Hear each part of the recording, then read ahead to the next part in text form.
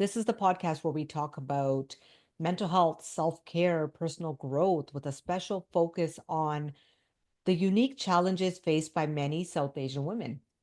I'm your host, Angie Biln, and today's episode is dedicated to something that many of us are navigating, but we might not always talk openly about these things: anxiety and depression. If you've been struggling with these emotions, or if you are a South Asian woman feeling overwhelmed by the pressures of life, family expectations, societal norms, then this episode is for you. We're going to talk about how to recognize these feelings, how to approach healing in our culture, and most importantly, how to take actionable steps towards feeling better. So let's dive right in. I want to start by acknowledging something that I believe is so important. As South Asian women, we face a unique set of challenges when it comes to our mental health. The stigma surrounding mental health in our community is often intense, and there's a long history of pushing emotions aside for the sake of family, honor, or avoiding difficult conversations. I've seen so many women who struggle with the weight of expectations, whether it's excelling at school, being the perfect daughter, being the caretaker of your family. There's like this underlying pressure to always be strong, to never let anyone see you as weak or struggling. And sometimes that pressure can lead to feelings of anxiety and depression.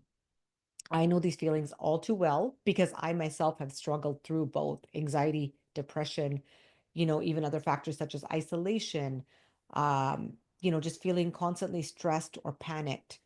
So let's talk about these feelings for a second. Anxiety can show up in many forms. It can be a constant feeling of unease. What you might want to look for if you think you might be going through anxiety or having symptoms of anxiety is your heart racing, feeling panicked, feeling very scattered and, just like your mind is not at ease, being on edge.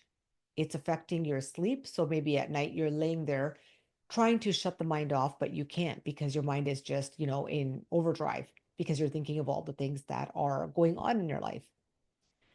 You might be also just kind of in this moment where you're like something bad's going to happen, but you're always feeling anxious about it, right? Just not being able to accept what is kind of going on in the present moment.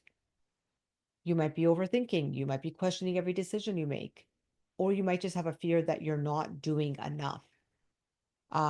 These are all things that I want you to start reflecting on. If these are some of the things that I mentioned, if they are impacting you in your day-to-day life, then it's probably time to start, thinking about how you want to deal with this. Like, there's a lot of options, which I'll talk about later. On the other hand, depression can feel like a